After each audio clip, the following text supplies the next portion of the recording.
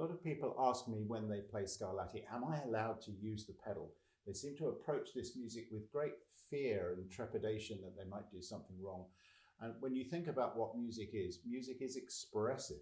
Music has to communicate feelings, thoughts, ideas, colors.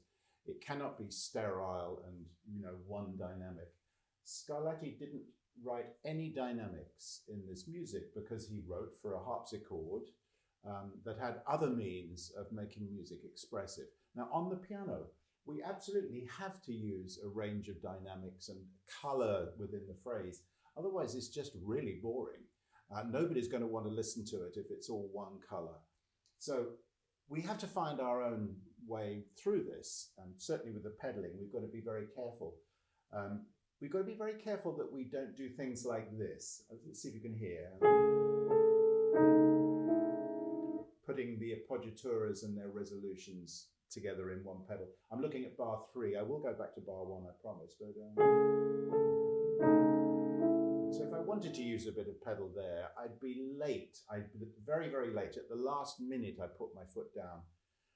I'm going to just let me play the first phrase, and then we'll go through it and look and see what we can do.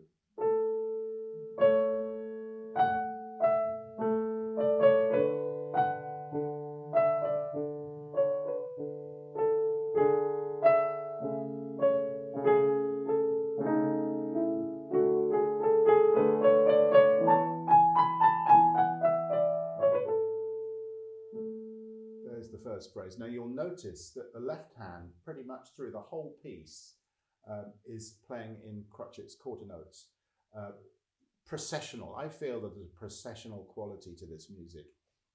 And I want my left arm to conduct. So if you look at, just let me play my left hand. You will notice when I play that I'm filling in the space between the notes with just a little bit of movement. You see how that works?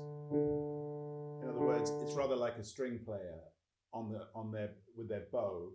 They don't just play the note and sit. They have to live through the note. A wind player or a singer would have to do the same thing. We pianists can just poke the note down and then wait until the next one's due, and there's no life in that line. But if you fill the silence with motion, you'll be able to conduct using your left hand.